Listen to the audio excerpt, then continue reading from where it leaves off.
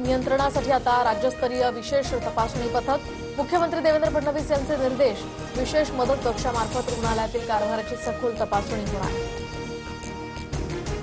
परळ आणि प्रभादेवीला जोडणारा एल्फिस्टन पूल उद्यापासून वाहतुकीसाठी बंद। वाहतूक कोंडी रोखण्यासाठी पोलिसांकडून आता पर्यायी मार्गाची व्यवस्था। नवीन पूल बांधण्यासाठी सुमारे 2 वर्षांचा काळ लागण्याची शक्यता। कृषी योजनांसाठी केंद्राकडून 2314 कोटी मंजूर। गेल्या आर्थिक वर्षाच्या तुलनेत यंदा 407 कोटी रुपयांचा वाढीव निधी। राष्ट्रीय अन्न सुरक्षा आणि पोषण 319 कोटींचा निधी। बीडमध्ये डोक्यात दगड घालून जीवे मारण्याचा प्रयत्न। हल्ल्यानंतर आरोपी पसार। माजलगावच्या तेलगाव रोडवरची घटना सीसीटीव्हीत कैद। जखमीवर सध्या उपचार सुरू। मानखुर्दमध्ये मेट्रोच्या कामासाठी खोदलेल्या खड्ड्यात पडून मुलाचा मृत्यू। मृतदेह बाहेर काढला। कंत्राटदार आणि मॅनेजरवर कारवाई झाल्याची माहिती।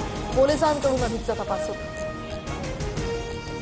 ठाण्यामध्ये आज रात्री 12 वाजल्यापासून उद्या रात्री 12 वाजेपर्यंत पाणी बंद राहणार। तर जलवाहिनीच्या देखभाल आणि दुरुस्तीच्या कामासाठी 24 तास पाणी पुरवठा बंद असणार।